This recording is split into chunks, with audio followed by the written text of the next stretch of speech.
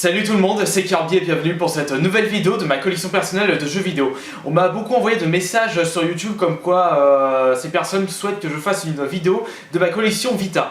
Bon, je l'ai acheté en début d'année et j'ai pas encore beaucoup de jeux, donc je vais quand même faire cette vidéo car je possède 9 jeux en tout. Bon, c'est pas beaucoup pour en faire une vidéo de collection, mais je fais cette vidéo pour eux. Et c'est vrai que quand on compare avec ma collection 360 où j'ai bientôt atteint 200 jeux, si je ne me trompe pas. Donc pour commencer, la Vita. Pourquoi je l'ai acheté? Qu'est-ce qui m'a donné envie d'acheter la Vita?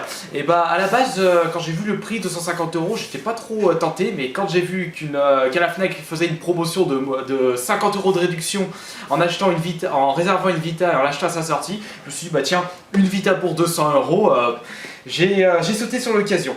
Alors donc après j'ai juste acheté la Vita juste pour les trophées parce que je suis un grand chasseur de succès, donc étant donné que je ne peux pas avoir des succès quand je suis dans le train, sur mon pieu, donc je me suis dit je vais prendre une Vita pour justement choper des trophées en même temps que les succès. Donc quand c'est pas sur la Xbox, c'est sur la Vita. Donc commençons cette collection avec les jeux que je possède. Donc comme je l'ai dit avant, j'en possède 9. Alors on va commencer par les jeux que j'ai acheté en solde récemment mais que je n'ai pas encore touché. Donc Touch My Katamari, je l'avais essayé vite fait sur la PS2, un jeu complètement ovni. Ensuite, alors Reality Fighters, je l'ai joué la semaine dernière, je l'ai essayé et franchement c'est un jeu de combat où on peut voir votre visage sur la tête du personnage que vous contrôlez. Et mis à part cette option loufoque, ce jeu est naze. Je vais vous dire pourquoi. Il y a un truc qui fait que ce jeu est pourri.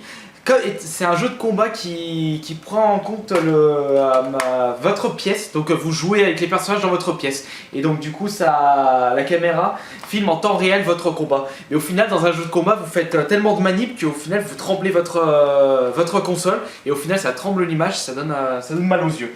Donc c'est pour ça que ce jeu est pourri de ce côté là. Dommage parce que le jeu c'est un jeu de combat sympa. Pour moins de 10 €, ça va très bien.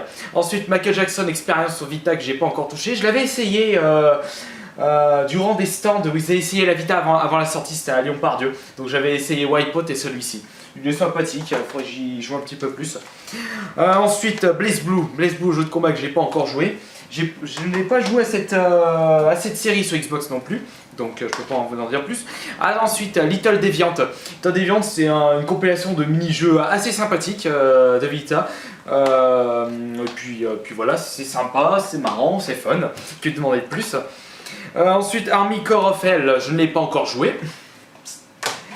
Bon, après les 3 jeux suivants, je les ai non, sauf Uncharted Golden Abyss que j'ai commencé.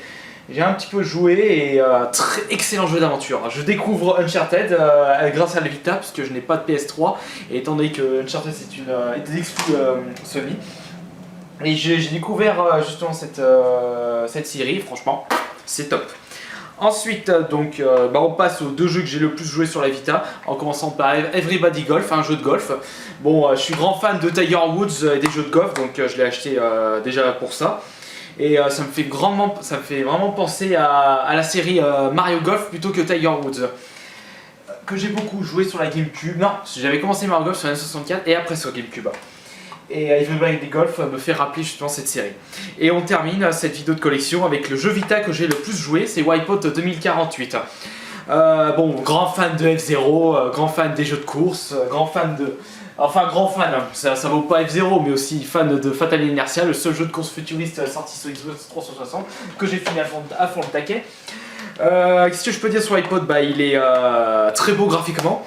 Une énorme sensation de vitesse, c'est aussi pour ça que j'adore ce jeu Wipeout et je le recommande à tous les possesseurs de la Vita. Par contre j'espère que vous n'êtes pas frileux des yeux parce que ce jeu ça bombarde au niveau lumière, la vitesse. Et voilà, donc j'ai fini pour cette vidéo de collection. Toute petite collection Vita. Mais je fais quand même cette petite vidéo. Allez, sur ce, pour ceux qui me suivent, je vous souhaite à demain pour mon épisode 18 de mes achats hebdomadaires jeux vidéo. Allez, salut!